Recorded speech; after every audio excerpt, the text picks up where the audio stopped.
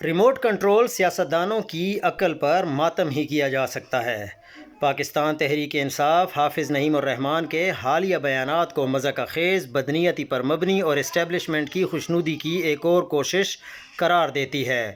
حافظ نعیم جیل میں قید ایک عوامی لیڈر کے ایمان، غیرت اور جذبہ فلسطین پر تبصرہ کر رہے ہیں۔ یہ ان کی سیاسی بدنیتی اور فکری غلامی کی انتہا ہے۔ چند ماہ قبل حافظ نعیم خود فلسطین مارچ کے سلسلے میں چیئرمین بیرسٹر گوہر علی خان سے ملے تھے اور تحریک انصاف نے اس وقت جماعت اسلامی کے مارچ کی غیر مشروط حمایت اور بھرپور شرکت کی تھی۔ عمران خان وہ واحد پاکستانی رہنما ہیں جنہوں نے اسرائیل اور مقامی غلام حکمرانوں کے خلاف ہمیشہ دو ٹوک موقف اپنایا۔ جتنا واضح اور جرأتمندانہ موقف عمران خان کا فلسطین پر ہے، اتنا کسی اور سیاستدان کا نہیں۔ تحریک انصاف کے جاری بیانات دراصل عمران خان ہی کے موقف کی ترجمانی کرتے ہیں۔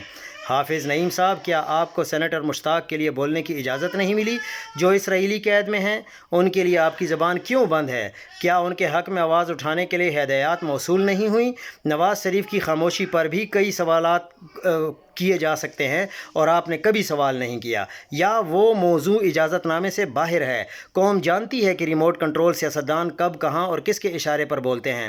لہٰذا حافظ نعیم اداروں کی خدمت جاری رکھیں، مگر اس رہنما پر زبان نہ چلائیں جو قوم کے ضمیر، حریت اور خودداری کی علامت بن چکا ہے۔